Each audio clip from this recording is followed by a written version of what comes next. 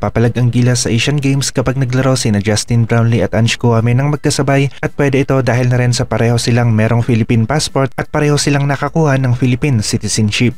Mas maluwag ang rules ng Asian Games kumpara sa FIBA at hindi rin kasali sa FIBA Global Schedule ang Asian Games, kaya naman magkaiba ang patakaran ng dalawang torneyong ito pagdating sa mga players. Posible sana ang Justin Brownlee, Jordan Clarkson, pero mahal rin ang bayad kay Clarkson at pinapatawag na rin siya ng kanyang mother team para makapaghanda sila sa nalalapit na pagsisimula ng NBA. Maging ang mga players na sina AG Edo, Renza Bando, Kai Soto, Dwight Ramos ay mas pinili na magpahinga bago pumunta sa Japan para rin sa Japan B-League regular season. Nagsimula na rin ang preseason games ng Japan B-League kaya naman ilang tulog na lang ay umpisa na ng regular season. Natapos naman ang laro ng Italy kontra sa team ng USA at tinambakan nga ng USA ang Italy na kung saan 63-100 ang score, 37 points ang lamang ng USA.